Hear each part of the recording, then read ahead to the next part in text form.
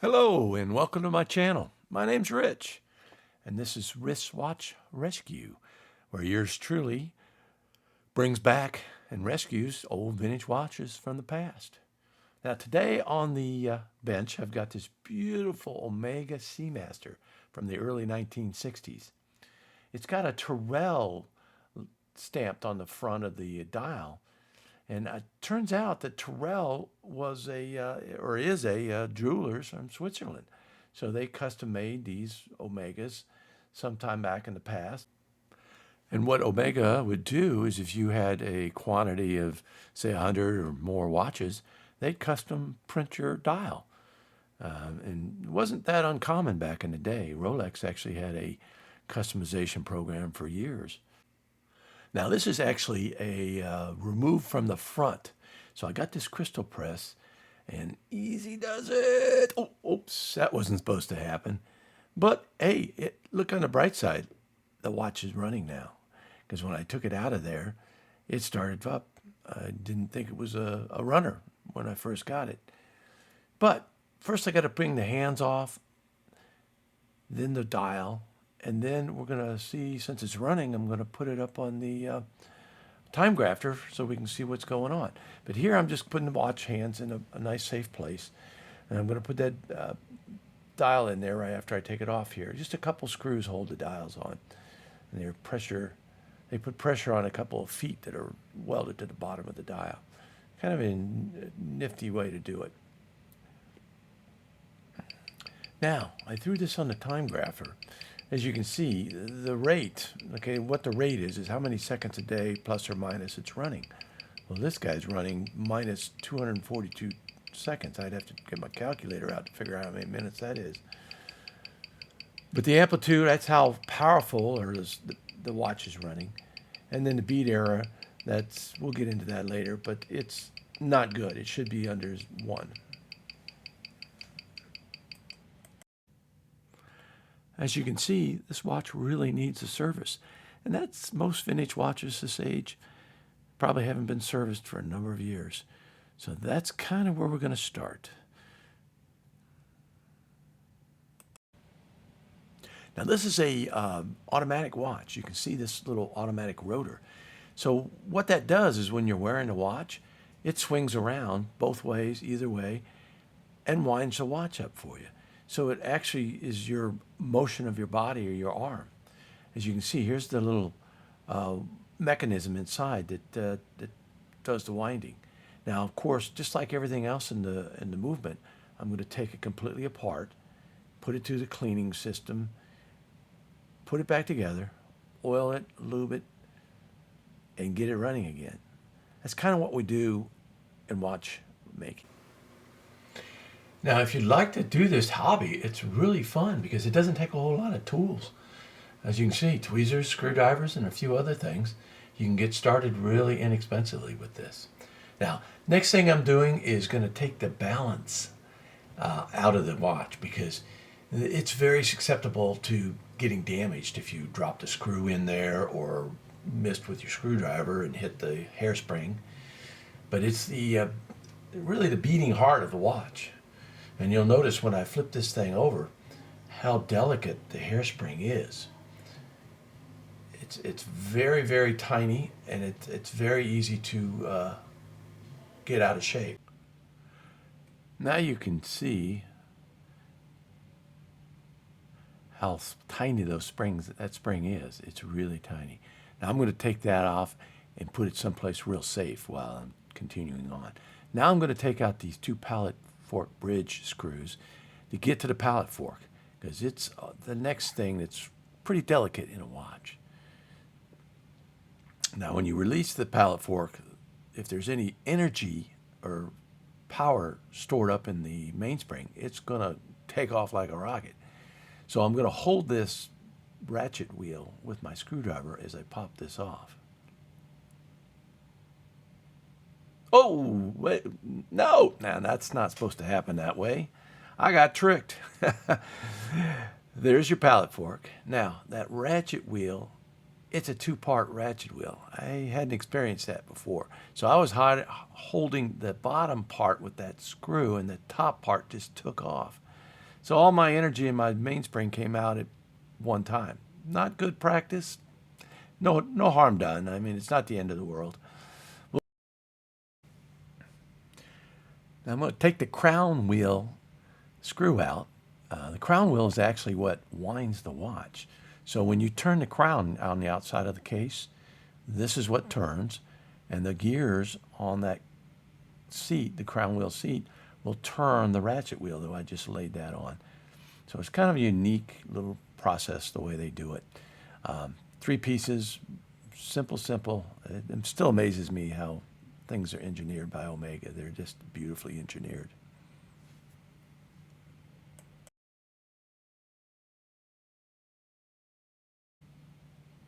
Now next I'm going to take off this little friction spring, it's called. And what it does is it holds down the center pinion. That on the other side of that center pinion is where the second hand is actually mounted onto. So that little gear, when it turns, you'll see it as it comes out here. See that long shaft on that? The second hand attaches to that. And as it turns, it'll turn one time every 60 seconds. So next is fun. This is the train wheel bridge that I'm taking off here. And this is kind of, when you think of the heart of a watch, this is what I always think of. This is where the gears that take the power from the mainspring and reduce it down so that you get correct time lives. Now there is your third wheel. Now, why is that called a third wheel? Well, this mainspring is the first wheel.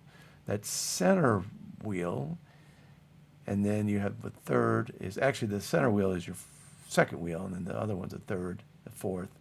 And this is called the fifth wheel, or the escape wheel with the funny teeth. So whenever you see a wheel with these funny little teeth, it's called an escape wheel. And that's what actually interacts with the pallet fork and gives you the tick and the tock when in your watch. Now I've got to get the barrel bridge off. Now it's usually held on with 3 screws, as you can see here. It's probably the biggest bridge. Well, it is the biggest bridge in the watch, and it's kind of, yeah, it's pretty easy to take off. There you go. Now you can actually see the mainspring barrel in there. Okay. Now this watch isn't very dirty. I'm just kind of inspecting things as I take them apart. So I'm taking the mainspring. Now this is where all the power is stored. So inside here is a spring, and we'll see it when we take it apart. Now next I'm going to get the winding stem out. And then these are the little clutch pinions. I call them clutch pinions. They all have different names for them. As you can see, that guy falls out. But if you look at it really close, there's little teeth on either side. So when you push it in, it turns the ratchet wheel. And then when you pull it out, it turns the hands on the face. Now, next thing I want to do is take off this cannon pinion. Oops, kind of dropped it. You can see that little wheel drop down in the bottom. So that the cannon pinion is actually friction fit to that little wheel, and that's why it fell out on the other side. Now there's this is called the keyless works, and there's a little cover with a spring on it. And that spring is actually called the setting lever spring. Kind of holds everything from flying out here. So you use your watch. I'm taking this off. Now underneath, this is your minute wheel that I've taken off of here. And then the little one is called the intermediate wheel, which kind of connects it to the keyless part. Now, this is actually called the detention spring. The way Omega does this is that spring puts tension on the setting lever. So when you push on the little button of the setting lever on the other side, the crown will slide right out.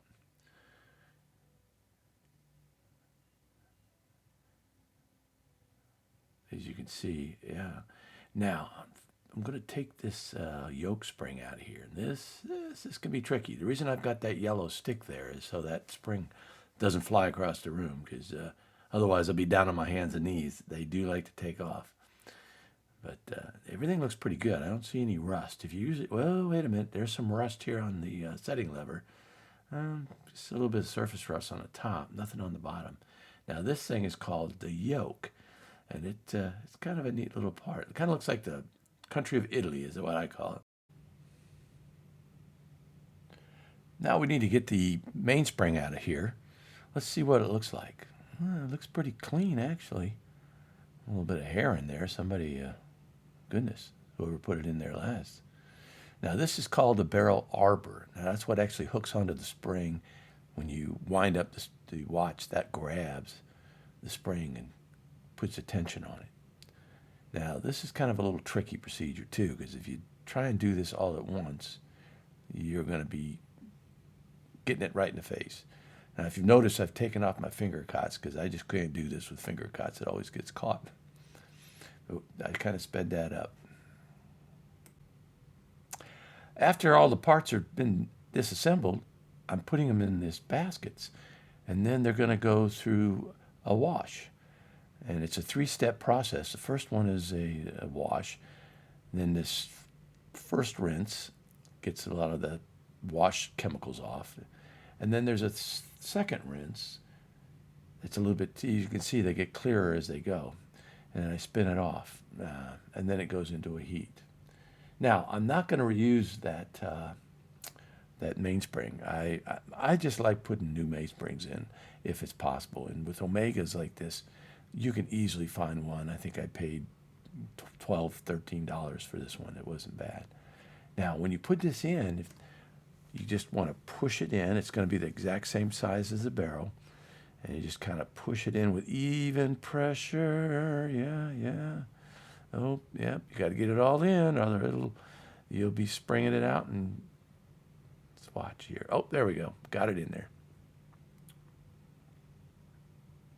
Now, I did put a little bit of grease, if you saw earlier, on the inside of that barrel. And this is an automatic watch, so that spring has to move when it gets overwound.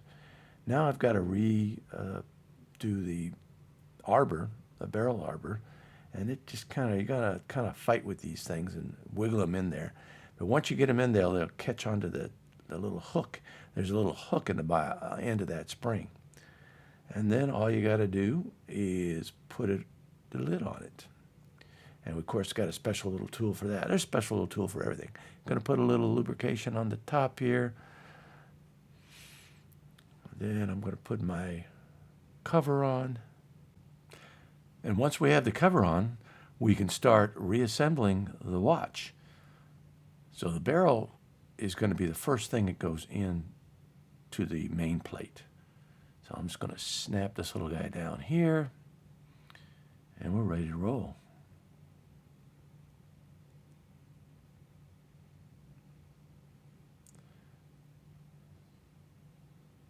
Now here's your main plate, all nice and clean and shiny. In goes the barrel. Now this is your center wheel, otherwise known as the second wheel. Because here again, if you recall, the barrel is actually the first wheel.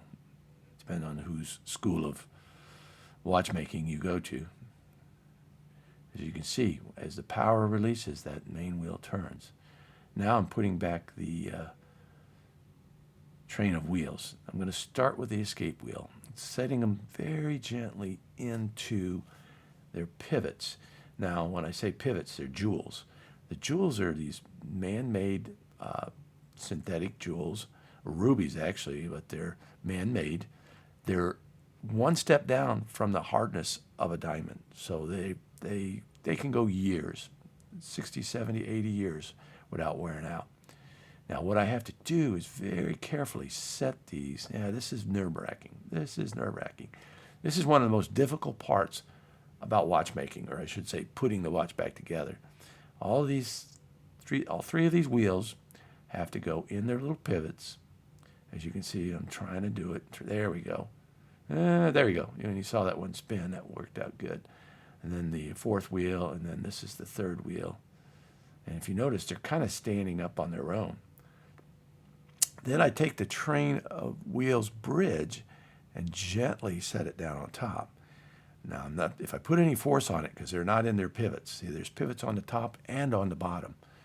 So what I like to do is just kind of start one of the screws, because sometimes as you're moving these wheels around, the, uh, the, the bridge will fly off and you have to start all over again. So I'm just going to kind of gently nudge these things into place. I'm not putting any pressure on them. As you can see, it's a slow process. Now, thanks to the miracle of video editing, it's done. But that process actually took a good 15 to 20 minutes, because it's, like I said, it's one of the most difficult things in watchmaking. But if you practice it, you get good at it. And of course, now I've got the other springs in there. And now you can see how the whole thing kind of works. See the barrel spinning? And then you see the escapement wheel back there just spinning like crazy. And these haven't even been lubricated yet. Now I'm going to slip this barrel bridge back on top. Easy does it. This one doesn't take, like I said, this hasn't been edited. This was real time. This is one of the easier bridges to get on. Now you can see everything's still spinning the way it should be. That's great. Of course, I'm going to put a couple three screws back in. And I'm just going to tighten up these screws, and then we're going to move on to some more lubrication. Now, there's like 3 or 4 different lubrications that you use for a watch. The first one that I'm putting on here is D5. Now, it's not high. It's not like the really thin stuff. It's the next level up. Parts that don't move really fast, like this barrel. Now, I'm putting some Mobius 9010 on this pinion. This is the second pinion that goes through the center wheel. Now, this is a click spring. Now, the click is actually the thing that keeps the ratchet wheel or the barrel spring from unwinding after you wind it up. Because when you wind it up, when you wind your watch, you hear that click, click, click, click. Well, this is it. Now, that little spring goes in first, and then we put this, the actual click, and there's a little tick under the bottom of that catches that spring. So it's pretty sensitive right there. It can go haywire real quick. Whew, got that thing tightened down. I'm always nervous on doing the click spring because they're so tiny. If they get off into the carpet, you're never going to find them. That's why you got to have a magnet. Now I've got lubrication under the crown wheels, and this is the crown wheel core, which has that single screw that's off center. And once that's tightened down, okay, yeah, that looks good. That looks real good. Then I'm going to put a little bit of lubricant there. Again, this is the Mobius D5. And slide my bottom half of my ratchet wheel on there. And now this is actually the part that engages with the click spring. If you notice, I'm just kind of making sure it catches. So what you see is that little click is going to stop that spring from unwinding. And then this is the top ratchet part of the ratchet wheel. We'll just tighten it up. Now it's time to put the automatic works back together. And it's kind of simple, really simple. 2 little gears that go either way. Here's that gear. There's double gear. Okay, one of those little wheels turns the lower and one turns the upper. So when that rotor spins, it can go the same direction. That's what the big wheel does. Makes the energy all go in the same direction. Very unique. Get it all screwed together. And then I put the rotor on, or the oscillating wheel, whatever you want to call it. And this little part actually holds the oscillating wheel on to the automatic bridge. Ingenious.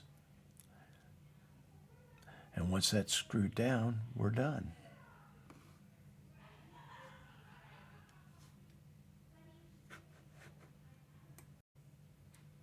Now I've flipped the watch back over to the dial side, and we're going to start putting the keyless works and the motion works together. First thing is a cannon pinion that I'm putting in. It just snaps in, real simple. As you noticed, I was putting some lubricant on it. And then I'm going to put in the minute wheel. A little bit of lubricant there.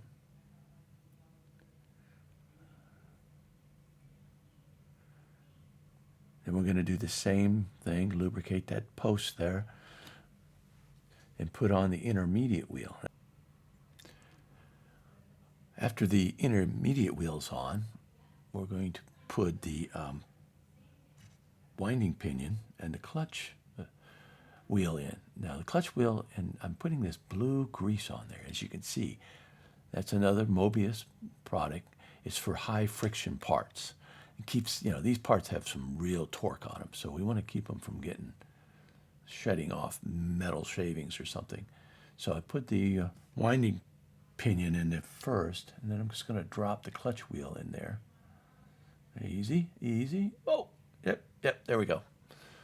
Now, I'm taking the stem and just it's kind of difficult. Yep, there we go. Ah, now it's spinning. That's the way it should be.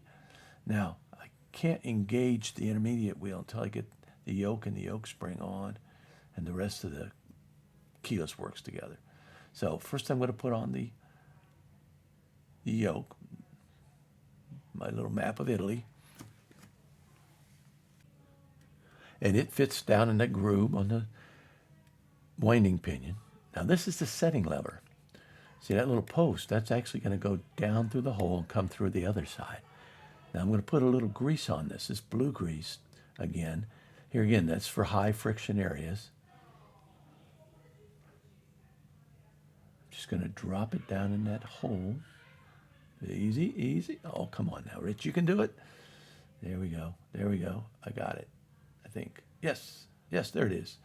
Now I'm just going to move the yoke forward. It kind of touches the yoke. Now, this little guy is a tension spring, and it's putting pressure on the setting lever. So when I push the setting lever button that went down in that hole from the other side, that keeps it to snap back, and that keeps the stem in the hole. That's what, the setting lever is actually what keeps it in the hole, but the spring actually keeps the tension on the setting lever. Now, here's fun. Oh, I got it. See that little orange stick again? Whenever you see that orange stick, it's danger time. Now we're going to put back on the setting lever spring, a couple little screws. That's always a good relief to get that yoke spring covered up, because you never know, it might just jump out of there. Oh, it looks pretty. It's starting to come together now. Now this is the pallet fork. We're going to gently set it in to its little pivot down there, and it engages with that escape wheel, those teeth, the wheel with the teeth on it. And here again, I'm going to put the bridge on top. Oh, maybe not. Got it carefully. There we go. I got it now. Now we're going to gently set that on top. Yes, very gently, no pressure, because you don't want to break a pivot. I've got the pivot in the jewel hole, so I'm just going to lightly put these screws in to the bridge. I'm not going to overly tighten them the first time. I'm going to make sure the pallet fork pivots are in their jewels, because you go putting pressure on those pivots and those jewels, bad things are going to happen. One, either the pivot's going to break, or two, the jewel will crack. And they do crack very often. Now, once it's in there, we can just kind of make sure it's moving freely. Yep, it's working. And I can tighten down the screws. Now, here's the fun part. Here's the moment of truth. Will she run? We never know until we put the balance wheel back in. Easy does it. Nice and gentle. It sits in its little jewels down there on the bottom. Okay. Is it gonna? Yeah, you did it. We hit a home run. That's great. And I didn't even. That was the first try. That was not edited. So now we just got to put the screw on there and get the automatic bridge on there. That's what's after this. Now I've put it over here under the microscope, and I'm gonna actually clean and oil the jewels on top of the balance. There's one on top and one on the bottom. And you see this little brass spring, very gentle. That's why I'm doing this under the microscope, because it's tough. Now I'm using this little tool. I just kind of found that the other day. It's called a jewel pick, and it has some kind of sticky material on it, kind of like a toothpick size with sticky material dipped in it. But anyway, there's the jewel that sits on top. Now it's actually a two-piece thing. Now I'm going to put it in this cleansing and rinse it. This stuff is called One Dip. It's kind of not only a cleaner, but it's a lubricant. Now, as you can see, the jewel came out. That's the cap jewel. And that's the part that holds the cap jewel there. And they've been in there for a few seconds, getting clean. They're really not that dirty from what I can see. And then I'm going to let that One Dip dry off. As soon as it's dry now, I'm going to take my oiler. Here again, this is the fine oil. This is the 9010. Just going to put a drop that covers about half of the inner circle of that jewel. You don't want to overdo it because you can bog down the balance wheel if you put too much on. And once you've got that oil spot on the jewel, you just take this part of the jewel and drop it up on top, and it'll the two will stick together, so you'll be able to pick it up afterwards. The capillary action, it's called. There we go. Yeah, that went really nicely. Then we'll take my little jewel pick, go back over, and drop it in the top of the balance. Easy does it. I don't want to drop it down into that spring. That would be not good. Then I'm going to close the spring, and I'm going to just kind of gently put the spring back into its grooves, and we'll give this balance a little. Oh, wait a minute. What happened? Come on. There we go. Yes. Now that balance is going to be running at its most efficient. Now there's jewel on the bottom. Same process. Did that also.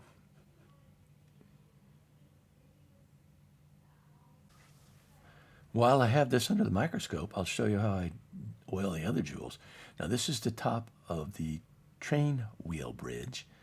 There's three little jewels, and you can see the pivots in there. And then, of course, you're going to do the same thing on the other side. This is actually the bottom of the watch. We're going to do it on the dial side before we put the dial on also. And while I'm there, I'm putting on some pivot oil on the automatic bridge. Now, I've kind of fast-forwarded here. I've got the dial on already. And of course, those two screws tighten it down. Now I'm just putting the hour hand on. And I'm using my little hand tool to press it on there. Now, this one doesn't have to be exactly at 12 yet because it's the first hand. And once I've got it on there, I'm going to take my tweezers and make sure it's moving freely and not hitting the little Omega symbol. And line it up perfectly to 12. Oh, looks like my cat's been here. I see his hair. Darn cat. Now, this is the minute hand. And it's got to be perfectly aligned to 12 when you push it down. Just lightly pushing it in there. Then I'm going to shove it over a little bit. Yeah, there you go. Now I got it shoved over. I'm tightening it up. And here again, it's got to clear the hour hand underneath. Just kind of back and forth. Now I've got the stem in there. That's that half of the stem. Now here's a tricky one. The second hand, never easy. And there we go. We got it on. Oh, it's nice to see it running. It's beautiful. Wait a minute. That's not right. Something's wrong here. Let's watch this second hand. Yeah, it's doing it. Yeah? What? Oh, no, not the dreaded hesitation. It's hesitating. All right, we've got to go back to the drawing board, back under the microscope.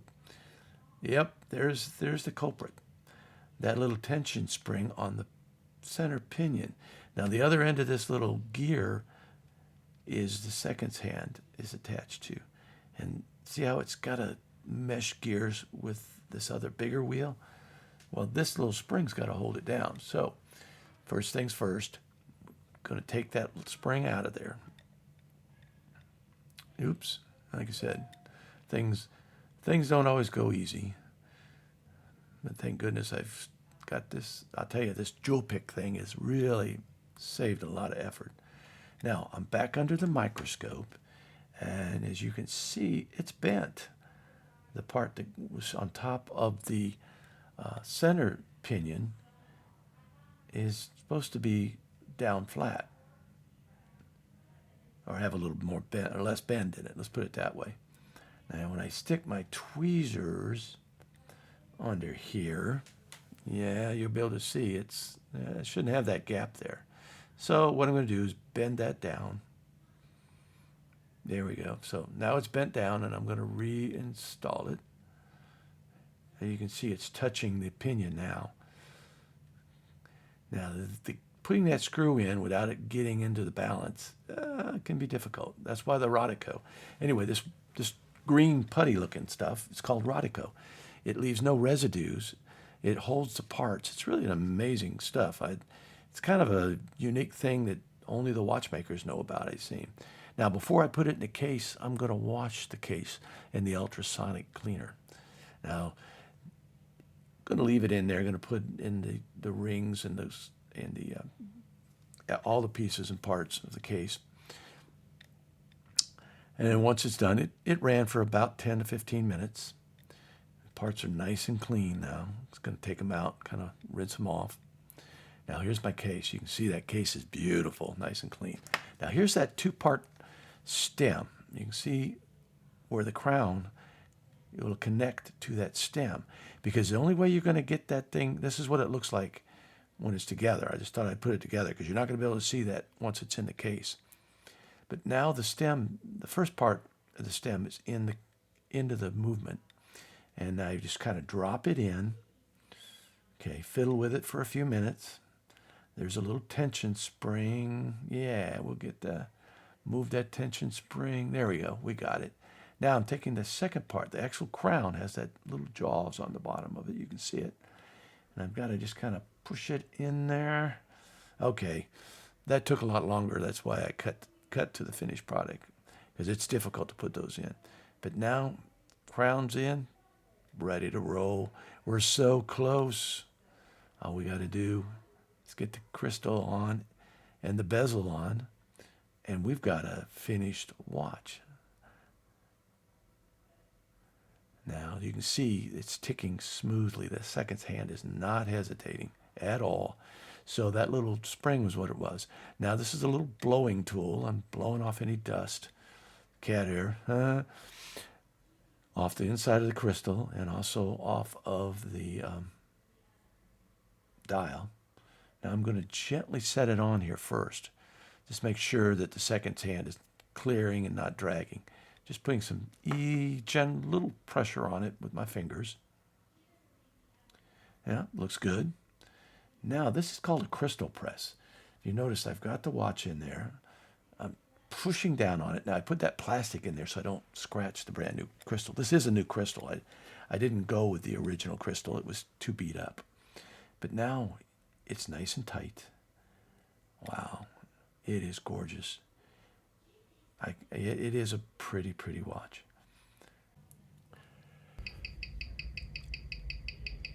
Now I've got this on the time grapher, and wow, a big improvement from the last time.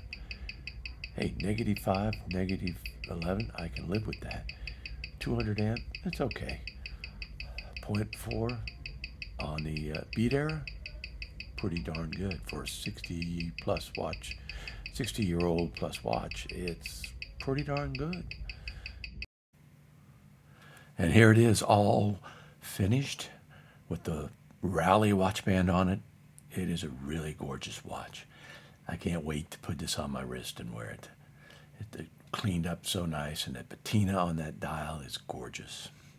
And as always, thank you for spending your time with me, and I sincerely hope you'll join me as I rescue another vintage watch.